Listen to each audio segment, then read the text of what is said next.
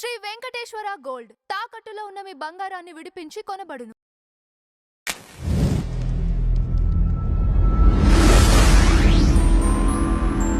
నాకు ఒక ఇన్సిడెంట్ నేను అది ఈ సందర్భంగా చెప్పొచ్చు స్వామి.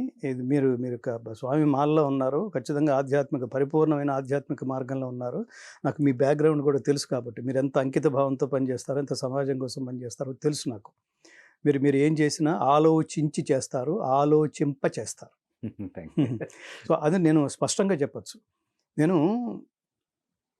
గత సంవత్సరం ఈ ఈ గీతా శంఖారావం పేరుతో మన మన ప్రధాన అంటే జీవితానికి సంబంధించి, ఆధ్యాత్మికతకు సంబంధించి మీకు వచ్చిన అనేక సందేహాలకి, అది లౌకికమైన అలౌకికమైన మీకొచ్చే సందేహాలని నివృత్తి చేయగలిగే ప్రపంచంలో ఏకైక గ్రంథం, ఏకైక బోధ భగవద్గీత.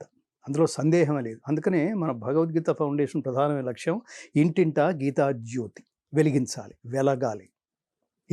ఏది ఒక్కటి తెలుసుకుంటే సమస్తం తెలుసుకున్నట్టో అది భగవద్గీత.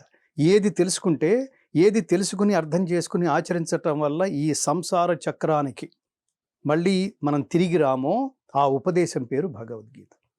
సో ఈ లక్ష్యంతో నేను అమెరికా యాత్ర చేస్తున్నప్పుడు ఒకళ్ళ ఇంటికి వెళ్ళాను. వాళ్ళు స్వామి మీరు మా ఇంట్లో ఉండాలి, మా ఇంట్లో చాలా సాధారణంగా వాళ్ళు చాలా భక్తి ప్రపత్తులతో ఆహ్వానించారు. ఒకరోజు ఒక మాటల సందర్భంలో గత సంవత్సరం మా ఇంట్లో పలానా స్వామీజీ ఉన్నారు, అమ్మో అసలు వారి పాదస్పర్శ చాలా గొప్పది అని నేను నమస్కారం చేశాను. కానీ నేను ఒక విషయంలో డిసప్పాయింట్ అయ్యాను స్వామి అన్నాడు ఆయన. ఏమిటి, ఏ విషయంలో అని. ఒకరోజు ఆయనకి ఫోన్ వచ్చింది, మా స్వామివారు మీ ఇంటికి వస్తున్నారు. ఇది మనం పిలవటం కాదు, వాళ్ళు వచ్చేయటమే. ఓకే, మీ ఇంటికి మేము ప్లాన్ చేసాం అంటే, ఊళ్ళో ఎవరెవరైతే డబ్బు బాగా ఉంటుందో ఏదో ఒక లక్ష్యంతో రావటం, అక్కడ తపస్సు పోతుంది, ఆశీర్వదించే శక్తి పోతుంది. నువ్వు స్వామీజీలు ఎవరైనా, దేవుడైనా, నువ్వు తపస్సు చేస్తే దేవుడు ప్రత్యక్షమైతే వాల్యూ, కానీ నువ్వు ఏమీ చేయకుండా నేను దేవుడిని ఆయనే పరిచయం చేసుకుంటే ఏముంటుంది ఎంతటి వాడికైనా. నేను మీ ఇంటికి వస్తాను అంటే, సరే రే ఆ టైంలో నేను ఇండియా వెళ్తున్నానే అని ఈయన అన్నాడు. అప్పుడు ఆ స్వామీజీ శిష్యుడు ఏమన్నారంటే, కొంచెం ఏమైనా పోస్ట్పోన్ చేసుకోగలరా అని అంటే, తప్పకుండా నేను ఒక 2 నిమిషాల్లో ఫోన్ చేస్తాను అని ఆయన భార్యతో చెప్పి, మనం సెంటిమెంట్ అనిపిస్తోంది, వాళ్ళు వచ్చినప్పుడు మన ఊళ్ళో లేకపోతే బాగుండదు, నేను అక్కడ ఏమైనా ఆ మీటింగ్స్ ఏమైనా పోస్ట్పోన్ చేసుకోవడానికి ట్రై చేస్తాను. టక్కున ఆఫీస్ ఫోన్ చేసి 2 రోజులకి ఏమైనా పోస్ట్పోన్ చేసుకోవచ్చా అని అడిగాడు ఆయన. వాళ్ళు ఓకే అన్నట్టున్నారు. ఈయన మళ్ళీ 5 నిమిషాల తర్వాత ఫోన్ చేసి, అలాగే స్వామి మీరు రావడం మాకు మీ పాదస్పర్శ, ఇంతకీ దేనికి వస్తున్నారో తెలుసుకోవచ్చు అంటే, పాద పూజ ఫార్మాలిటీస్ ఏమిటంటే దానికి ఇంత ఒక టారిఫ్. సో అంతా ఇదంతా జరిగి అంతా అయిపోయింది. ఓకే అన్న తర్వాత మళ్ళీ 5 నిమిషాల తర్వాత ఫోన్ చేసి, మీ ఇంట్లో శివుడి విగ్రహాలు ఏమన్నా ఉన్నాయా అంటే, ఈయన అవునండి మాకు తరతరాలుగా వస్తున్న దేవతార్చన ఉంది, మేము తప్పకుండా ప్రతిరోజు ఆ రుద్రాభిషేకం చేయకపోతే, సహస్రలింగార్చన చేయకపోతే మేము భోజనం కూడా చేయము. అయ్యో అలా అయితే మీ ఇంటికి స్వామీజీ అడుగు పెట్టరు, ఆయన వచ్చేసరికి మీరు అవన్నీ తీసేసేయండి అనగానే ఈయన కోపం వచ్చింది. మా తరతరాలుగా మా తాత ముత్తాతల నుంచి వచ్చిన దేవతార్చన తీసేయమంటున్నారు, మీరు ఒక పని చేయండి, మీరు ఈసారికి మనం మానేద్దాం, మళ్ళీ ఎప్పుడన్నా చూసుకుందాం. ఈ కోపంలో నాకు ఇంకొకటి కూడా అనిపిస్తోంది, శివకేశవులకు భేదం లేదని మీకు జ్ఞానం పరమాత్మ ప్రసాదించిన తర్వాతే మీరు ఇంట్లోకి అడుగు పెట్టండి అన్నాడు ఆయన. మొత్తం పోలేదు. ఇంకొక 5 నిమిషాల తర్వాత మళ్ళీ వాళ్ళు ఫోన్ చేసి, స్వామివారు పర్వాలేదు అంటున్నారు, ఆ పాద పూజకి ఓకే అంటున్నారు, బట్ ఆయన మీ పూజ గదిలోకి రారు కానీ హాల్లో చేయించుకుని వెళ్ళిపోతారట. ఏమి కర్మ నాయన ఇది? అది ఇట్లాంటి వాళ్ళ వల్లే. దేనికి అది అంటే ఏం చెప్పాలనుకుంటున్నాం మనం?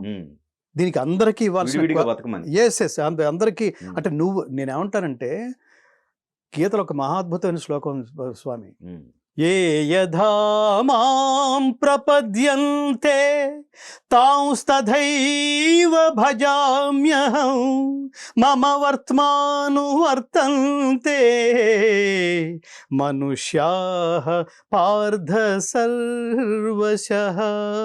ఎవడెవడు ఏ విధంగా తెలుసుకోవాలనుకుంటున్నాడో వాడిని ఆ విధంగా అనుగ్రహిస్తాను, ఏ రూపంలో అయినా. ఈ ముక్కోటి దేవతల కాన్సెప్ట్ ఇదే. అదే. లక్ష్మి అనుకుంటున్నావా? ఎస్, ఆ రూపంలో వచ్చి నీకు ధనం ఇస్తుంది. వీటన్నిటికీ తపస్సు కావాలి, చిత్తశుద్ధి కావాలి.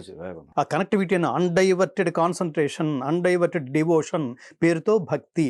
భక్తి ఆతు అనన్యయా శక్య అంటాడు. ఊరికే దేవుడి గుడికి వెళ్ళి ఊరికే దండం పెట్టేసి వచ్చేసేయటం కాదు. ఆ దేవుడి సైకాలజీ ఏమిటో తెలుసుకోవాలి. ఆ పరమాత్మ పరమార్థ తత్వం ఏమిటో తెలుసుకోవాలి. కృష్ణతత్వం, రామతత్వం, శివతత్వం, తత్వం. ఆయన ఏమిటి, ఆయన సైకాలజీ ఏమిటి, ఏం చేస్తే ఆ శక్తి ఇష్టపడుతుంది, ఏం చేయటం వల్ల ఆ శక్తి ఇష్టపడి మన దగ్గరకు తీసుకుంటుంది, ఏ సాధన చేయటం వల్ల ఆ పరమాత్మకి, ఆ దేవతకి మనం దగ్గర అవుతాం. ఇది తెలుసుకుని చేయాలి తప్ప ఇది గుడికి వెళ్ళటం, బొట్టు పెట్టుకోవడం, కొబ్బరికాయ కొట్టడం, హుండీలో ఇంత వేయటం, ప్రసాదం తింటాం, కొబ్బరి చెప్పులు అక్కడే కొట్టుకుని తింటాం, కాసేపు పిచ్చాబాటి మాట్లాడుకుంటాం. ఏమి టైం పాసరా ఇది? మీరు మనం మొదలుపెట్టిన ఏది ఆ కాన్సెప్ట్ దగ్గరకు వెళ్తున్నా. ఇలా అయితే హిందూ ఎలా అవుతావు? మీరు నన్ను అడిగారు, మీరు ఏమిటి సార్ అని అడిగారు మామూలుగా లౌకికంగా. నేను గాయకుడిని అన్నా. నేను గాయకుడిని నేను ఎలా నమ్మాలి సార్ అని అడిగారు మీరు. ఏ కృష్ణ ముకుంద మురారి